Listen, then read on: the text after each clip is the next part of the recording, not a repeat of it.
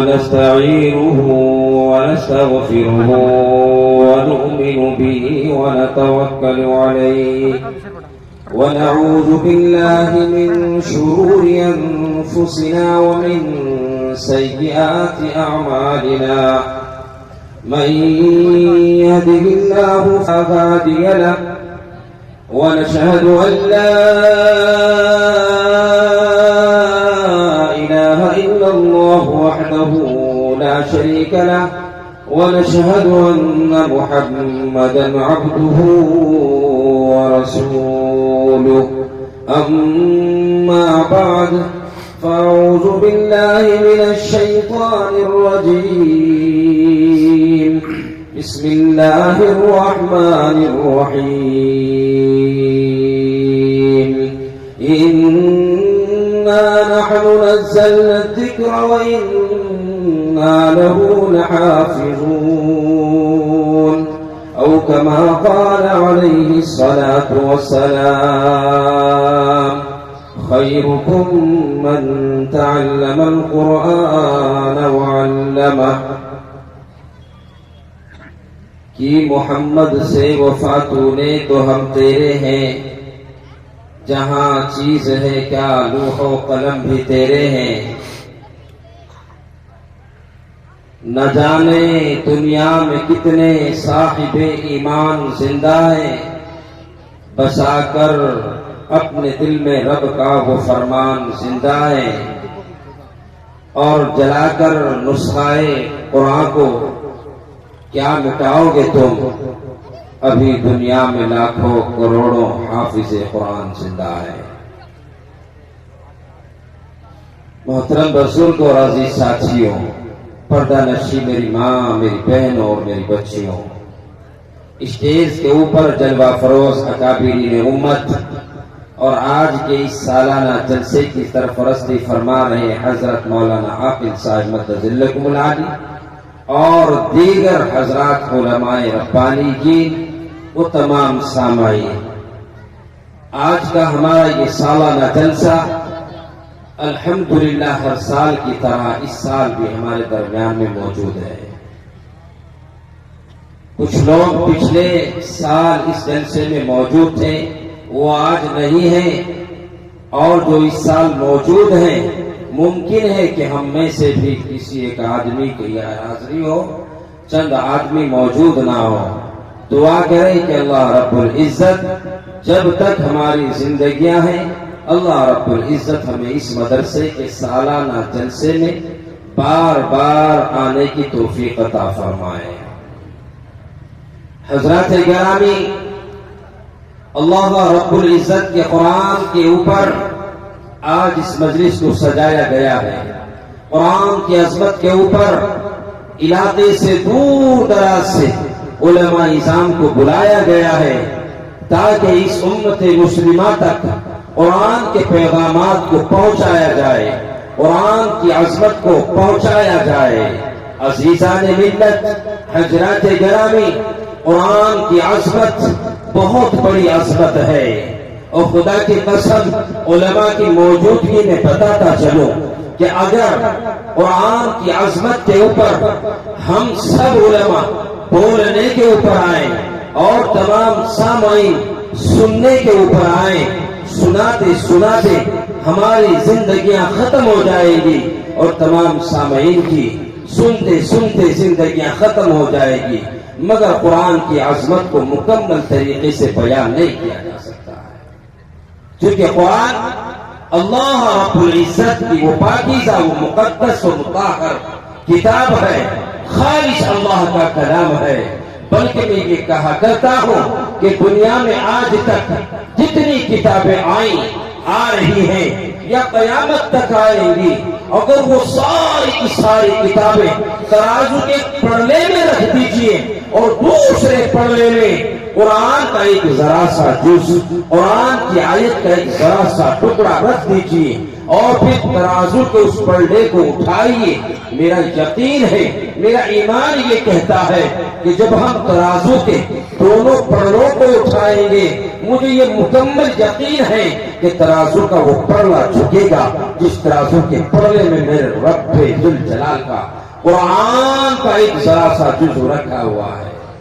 اور اس کی مثال آپ یوں سمجھ لیجئے کہ آپ صبح سے اب تک جب سے یہ جلسہ شروع ہوا ہے اور اب تک کس چیز کی محبت نے تمہیں گھیرا ہے، اور خدا کی قسم نوجوانوں اور بزرگوں اور پردہ نشین ماں بہنوں، آپ کا جو قیمتی وقت ہے اس چلچلاتی دھوپ میں آپ برابر 12 بجے سے یا 10 بجے سے اب تک بالکل بیائی نہیں ایسے بیٹھے ہوئے ہو جیسے کہ تمہیں کسی نے یہاں گاڑ دیا ہو۔ مجھے یہ یقین کے ساتھ میں کہہ سکتا ہوں کہ یہ کسی چیز کی محبت نہیں ہے، نہ یہ کھانے کی محبت ہے، نہ یہ کھیتی کی محبت ہے، نہ اس پنڈال کی محبت ہے۔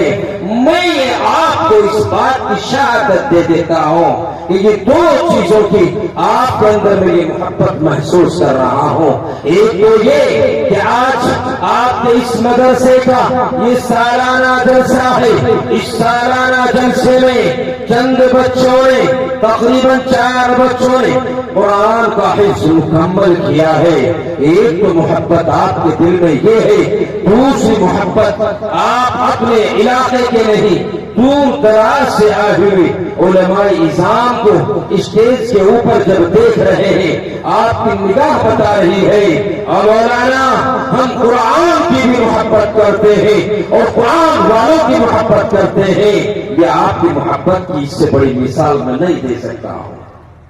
بہت سے گھروں میں آج بھی کام ہوا ہوگا، کل بھی کام ہوگا، بہت سی ضروریاتوں کو آپ لوگوں نے درگزر کرتے ہوئے آپ اپنے مدرسے کے سالانہ جلسے میں تشریف لائیں تاکہ آپ قرآن کی عظمت کے اوپر کچھ سن سکیں، کچھ عمل کر سکیں، اپنے علماء ربانیین کی زیارت کر سکیں۔ عزیزان ملت، کیا آپ کی محبت نہیں تو کیا ہے؟ میں دعا گو ہوں کہ اللہ رہتی دنیا تک آپ کے ہمارے دلوں میں قرآن کی عظمت، قرآن کی محبت اور علماء کی عظمت اور علماء کی محبت ہمیشہ ہمیشہ قائم دائم رکھے۔ عزیزان ملت، مجھے یہ معلوم ہوا ہے کہ یہ مدرسہ کوئی بہت قدیمی مدرسہ نہیں ہے۔ اس مدرسے کو ابھی تقریباً 10 سال کا عرصہ ہوا ہے اور ہر سال اس مدرسے سے بہت سے بچے امت کے نونہال قرآن کی دولت سے مالا مال ہوتے ہیں۔ عزیزان ملت، حافظ قرآن کا بننا معمولی بات نہیں ہے۔ حافظ قرآن کون ہے؟ حافظ قرآن کیا ہے؟ میں نے پڑھا ہے، آپ نے سنا ہے کہ حافظ قرآن کو اللہ رب العزت جب اپنے انعامات سے نوازیں گے، اس انداز سے نوازیں گے، میدان محشر قائم ہیں، سارے نبی سارے پیغمبر سب اپنے منبروں کے اوپر تشریف فرما ہے۔ نفسی نفسی کا عالم ہے۔ آج باپ بیٹے کو نہیں پہچان رہا ہے، بیٹا باپ سے بھاگ رہا ہے، ماں بیٹی سے بھاگ رہی ہے، بیٹی باپ سے بھاگ رہی ہے۔ اسی اسنا کے عالم میں اللہ رب العزت اعلان کریں گے، آؤ او میرے بندو، کہاں ہے وہ میرے بندے جنہوں نے دنیا میں میرے قرآن کو اپنے سینے میں محفوظ کیا تھا؟ دیکھتے ہی دیکھتے اللہ ان کے والدین کو بلائیں گے، اللہ میدان محشر میں ان کے والدین کے سروں کے اوپر، اے میرے حافظ قرآن کی والدینوں، آپ بہت خوش قسمت ہیں، آپ کے بچے بہت خوش قسمت ہیں، آپ کا یہ مدرسہ مبارک بادی کا مستحق ہے، آپ کا یہ مجمع مبارک بادی کا مستحق ہے۔ میدان محشر میں میرا اللہ کہے گا، اے میرے نورانی فرشتوں، آج حافظ قرآن کے والدین کے یعنی ابا اور امی کے سر کے اوپر ایک تاج پہنا دیجیے۔ وہ تاج والدین کے سروں کے اوپر رکھا جائے گا۔ لوگ حیرانی کے عالم میں پوچھیں گے، یارو یہ اتنا حسین و جمیل تاج جن کے سر بندھا ہوا ہے، بتانے والے بتائیں گے یارو یہ حافظ قرآن ہے، یہ حافظ قرآن کے والدین ہیں جنہوں نے دنیا میں اللہ کے قرآن کا حفظ مکمل کیا تھا۔ عزیزان ملت، آج حافظ قرآن کو کمتر سمجھنے والوں، علماء کو کمتر سمجھنے والوں، ان مدارسوں میں پڑھنے پڑھانے والوں کو کمتر سمجھنے والوں، دیکھو آج میرا اللہ کیا معاملہ ان حفاظۂ کرام کے ساتھ فرما رہا ہے اور بتا رہا ہے۔ اور دنیا والوں دیکھو، جن کو تم کمتر سمجھتے تھے، جن کو تم حقیر سمجھتے تھے، جن کو تم ذلیل سمجھتے تھے، جن کو تم ہلکا سمجھتے تھے کہ یہ مدارس والے ہیں، یہ چندہ کرنے والے ہیں، یہ قرآن کے پڑھنے والے ہیں، یہ قرآن کے پڑھانے والے ہیں، آؤ دنیا والوں دیکھو، آج ان کے چہروں کو دیکھو، آج ان کے نہیں ان کے والدین کو بھی دیکھو۔ اور میرے بھائیوں، اللہ رب العزت دیکھتے ہی دیکھتے ان حافظ قرآن کے والدین کو حسین و جمیل تاج پہنا دیں گے۔ عزیزان ملت، یہ مدارس وہ مدارس ہے، انہی مدارسوں سے نکلنے والے علماء ربانیین نے اس ملک کو آزاد کرایا، انہی مدارسوں کی دین ہے۔ آج گھروں میں جو طاقوں میں ہم نے قرآن کو سجا لیا ہے، آج وہ قرآن ان علماء کی دین ہے جو ہمارے گھروں تک پہنچا ہے۔ مگر افسوس، صد افسوس ہے، جتنا کام ان مدارس کا تھا، ان علماء کا تھا، یہ کر رہے ہیں اور انشاءاللہ قیامت تک کرتے رہیں گے۔ یہ بات الگ ہے کہ ہم نے ان کی حقیقت کو نہ جانا، ان کی اہمیت کو نہ سمجھا، ان کی وقار کو نہ سمجھا۔ ہمیشہ ہر زمانے میں ہم نے ان کی ناقدری کی۔ ہائے ہائے، دکانوں پہ دیکھو علماء کی برائیاں ہیں، چوراہوں پر دیکھو علماء کی برائیاں ہیں، گھروں میں دیکھو علمائیوں کی برائیاں ہیں۔ عزیزان ملت، یاد رکھ لیجئے علماء کی موجودگی میں، اپنے حضرت مولانا عاقل صاحب کی موجودگی میں یہ بات کہنے کی ہمت کے ساتھ جرأت کر رہا ہوں کہ جب جب اس قوم نے اپنے علماء کی توہین کی ہے، اس علماء کے اوپر عذاب آیا ہے۔ اور خدا کی قسم، پہلی قوموں کے اوپر آگ کی بارش ہو گئی، پتھر کی بارش ہو گئی، وہ عذاب تھا، مگر یہ میرے آخری نبی وجہ تخلیق کائنات، آمنہ کے لخت جگر، آمنہ کے لخت جگر، مدینے کا وہ دور یتیم حضرت محمد مصطفیٰ صلی اللہ علیہ وسلم کی امت ہے۔ اس لیے اس قوم کے اوپر کوئی ایسا عذاب تو نہ آیا ہے، نہ آئے گا انشاءاللہ کہ لوگوں کے لیے عبرت بنے، نہ اس قوم کے اوپر پتھروں کی بارش، نہ آگ کی بارش۔ مگر آج ایمانداری سے بتائیے، یہ مجمع بیٹھا ہوا ہے کہ جب سے تم نے اپنے علماء سے دوریاں اختیار کی ہے، اپنے قرآن کی تعلیم سے دوریاں اختیار کی ہے، کیا وجہ ہے کہ پچھلے 70-80 سالوں میں، 70-75 سالوں میں تمہاری زندگیاں کہاں پہنچ گئی ہے، ہمارے حالات کہاں پہنچ گئے ہو؟ معلوم ہے کس لیے؟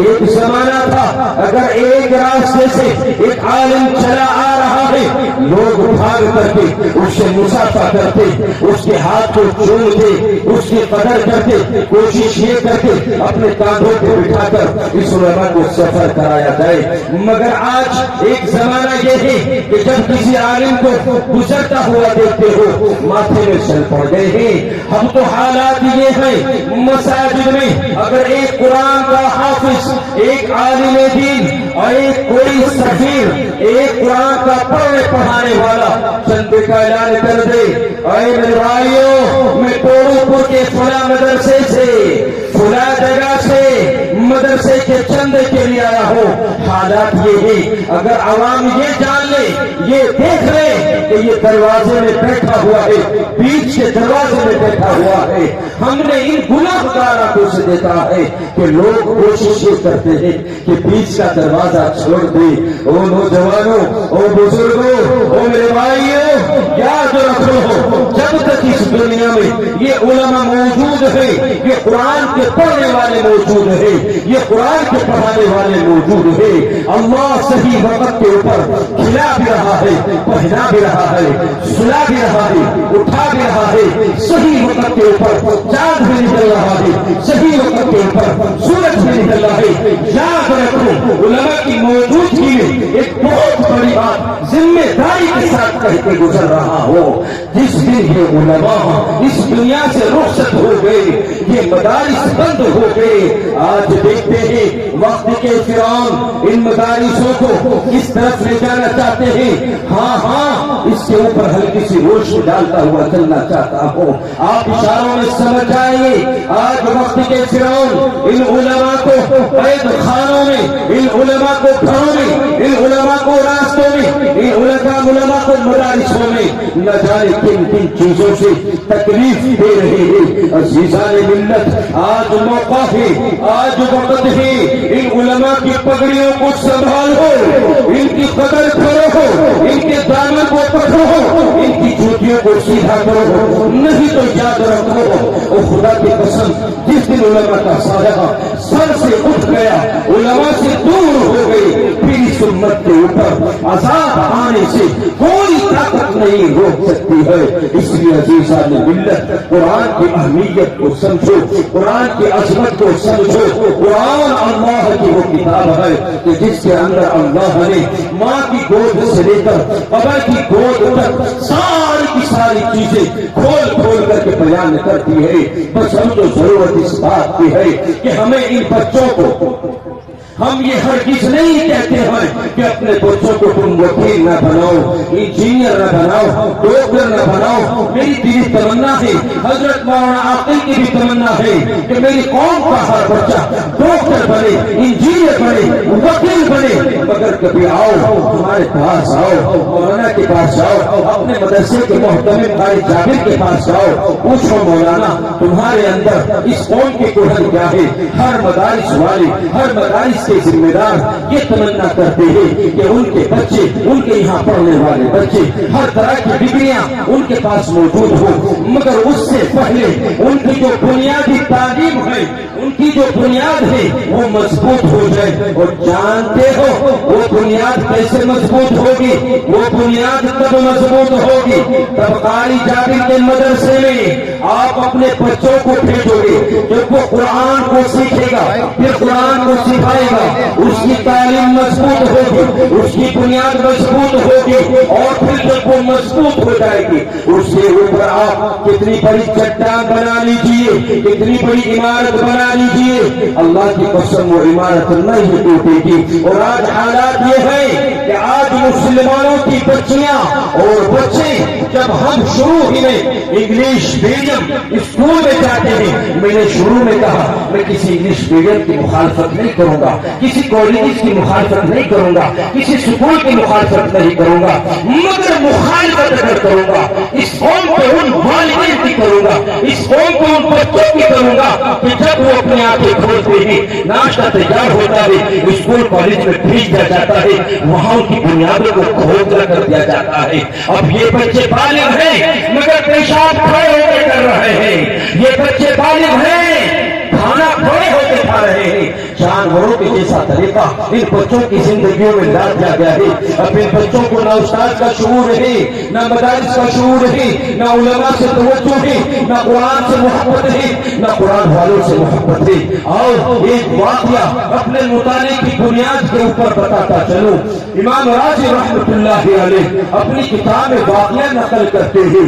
امام راضی رحمت اللہ علیہ یہ واقعہ بیان کرتے ہیں. مسجد نبوی کا سما ہے، مسجد نبوی میں آقا مدنی وجہ تخلیق کائنات حضرت محمد مصطفیٰ صلی اللہ علیہ وسلم صحابہ کو لیے بیٹھے تعلیم دے رہے ہیں.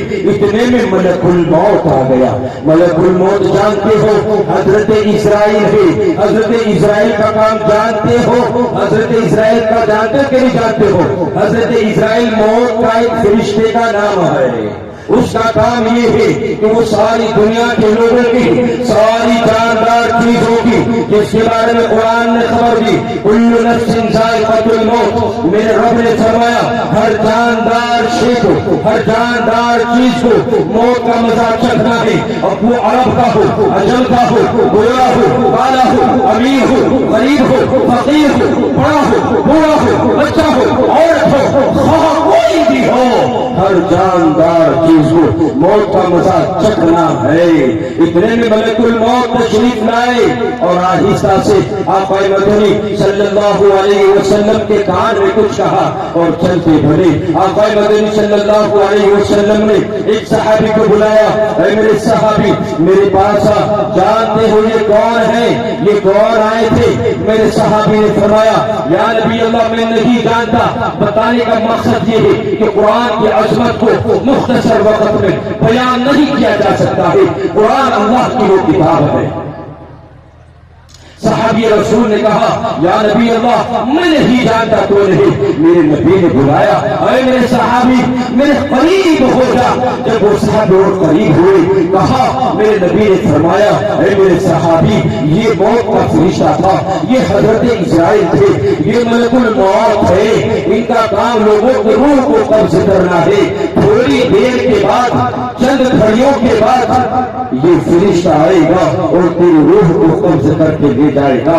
ہائے ہائے، علماء کی موجودگی میں، عوام کی موجودگی میں یہ بات عرض کرتا چلو، او خدا کی قسم اگر یہ خبر میرے کانوں میں آ جاتی، آپ کے کانوں میں آ جاتی اور دو جہاں کے سرور کونین صلی اللہ علیہ وسلم کہہ رہے ہو، میرے نبی نے کہا اے میرے صحابی چند لمحات کے بعد تیری موت ہے۔ وہ صحابی نے یوں نہیں کہا کہ میں کیا کروں، میں ہوتا گھر بھاگتا، اپنے بچوں کو پیار کرتا، سینے سے لگاتا، اپنی ماں کے پاس جاتا، اپنے باپ کے پاس جاتا، اپنے بچوں کو بٹھاتا، یہ میری بیٹو، یہ میری ماں، یہ میرے باپ، یہ میرے بھائی، یہ میری بیوی عن قریب ہے، میں اس دنیا سے جا رہا ہوں، تمہارا میرے اوپر یہ حصہ ہے، تمہارا میرے اوپر یہ حق ہے، فلاں مال کو تقسیم کر دو، فلاں گھر کو تقسیم کر دو۔ مگر وہ صحابی کا پسندیدہ ہے، اس کا ایمان ہے۔ ان صحابی نے جو کہا یا نبی اللہ جب میری موت کا وقت اتنا قریب ہے تو مجھے آپ یہ بتائیں کہ میں جب اس دنیا سے جا رہا ہوں، میری روح قبض ہونے والی ہو تو میں کون سا ایسا عمل کروں جو اللہ کے نزدیک محبوب ہو، پیارا عمل ہو۔ میرے نبی نے یوں نہیں کہا اور میرے صحابی اٹھ کعبے کا طواف کر، اور میرے صحابی اٹھ 2 رکعت نماز نفل پڑھ، اللہ کے حضور سجدہ کر، اللہ کے حضور کھڑا ہو جا، نہیں کہا، بس یہ کہا اے میرے صحابی اگر تجھے چاہتا ہے کہ اللہ کے حضور تیرا کوئی محبوب عمل پہنچے تو آ، تو قرآن پڑھتا چل، میں تجھے قرآن پڑھاتا چلوں۔ یہ اللہ کے قرآن کی عظمت ہے۔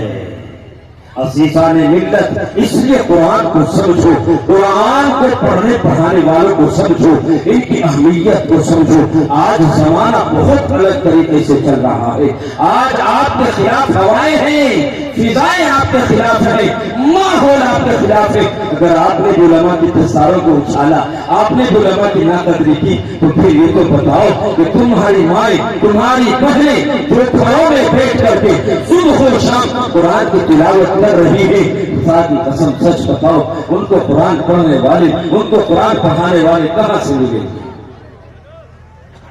کبھی نہیں ملیں گے۔ اس لیے میرے بھائی اور بزرگوں اور ساتھیوں، بس یہ سوچ القرآن کا مجھے پیغام آپ تک پہنچانا ہے۔ وقت کی قلت ہے، عصر کی نماز کا وقت ہے، بس یہاں سے میں اپنی بات کو ایک اور بات عرض میرے ذہن میں آئی، میں یہ عرض کرتا چلوں اور پھر انشاءاللہ تعالیٰ حضرت دعا فرمائیں گے۔ ایک بات بتاؤ مسلمانوں، قرآن سیکھنے اور سکھانے کا اگر امت کے پاس کوئی سب سے بہترین ذریعہ ہے تو کوئی مدارس کے علاوہ ہے؟ قرآن سیکھنے اور سکھانے کا بہترین ذریعہ امت کے پاس اگر آج اس حالات میں کوئی چیز موجود ہے تو یہ مدارس ہے، اور ان مدارس کی بقا کو زندہ رکھنے کے لیے، ان مدارسوں میں قرآن کو پڑھنے پڑھانے کے لیے اگر تم یہ چاہتے ہو کہ یہ مدارس اسی طریقے سے چلتے رہے تو آپ کو اس کے لیے قربان ہونا پڑے گا۔ جب ضرورت تمہیں ان مدارس و مساجد کے لیے اپنی جان دینے کی پڑے، جان دے دو، کیونکہ جان اللہ کی دی ہوئی ہے، یہ جان تیرے باپ کی دی ہوئی نہیں، تیری ماں کی دی ہوئی نہیں، یہ جان میرے رب نے مجھے دی ہے، یہ جان میرے رب نے ہم سب کو دی ہے، اب ہمیں اس کا حق ادا کرنا ہے۔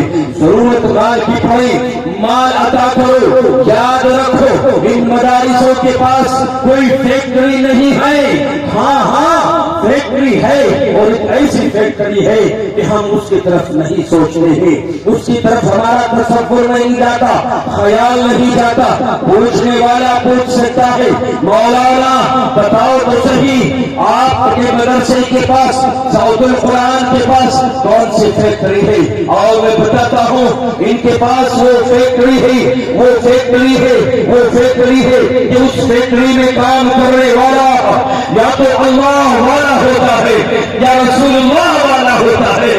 اور نوجوانوں جو شخص اللہ اور رسول اللہ والا بن گیا، اللہ والا بن گیا، رسول اللہ والا بن گیا، سچ بتاؤ دنیا کی کوئی طاقت اس کے پردے کو ہلا سکتی ہے؟ اس کے ایک پیر کے انگوٹھے کو ہلانے کی پوری دنیا میں کوئی طاقت نہیں ہے۔ کیوں؟ کیونکہ وہ شخص اللہ والا بھی ہے اور رسول اللہ والا بھی ہے۔ اس لیے عزیزان ملت ان مدارسوں کو سمجھو، ان مدارسوں کی عظمت کے لیے اپنے وقت کو بھی دو، اپنی جان کو بھی دو، اپنی مال کو بھی دو۔ بس اب بات آخر میں عرض کرتا چلو، میں نے تھوڑی دیر کے لیے جو عرض کیا ہے اس کے لیے بات آخر یہ ہے کہ یہ مدرسہ آپ کے سامنے ہے، یہ مدرسہ آپ کے سامنے ہے۔ اس مدرسہ جامعہ سعود القرآن کے 10 سالہ زندگی کے اندر الحمدللہ انہوں نے بہت سے حفاظائے کرام دی، بڑی تعمیر کی، زمین خریدی، اس سال بھی 15-20 سے زمین انہوں نے خریدی ہے۔ ان کے پاس کوئی فیکٹری پیسوں کی نہیں ہے، ان کے پاس بس آپ کا تعاون ہے۔ انشاءاللہ آپ اس مدرسے کو تعاون دیں گے، ہاتھ اٹھا کے شہادت دو، جب ضرورت پڑے گی دے ہوئے ہاتھ نیچے کر لو۔ ماشاءاللہ اب ذرا سا ایک میں امتحان آپ کا لینا چاہتا ہوں۔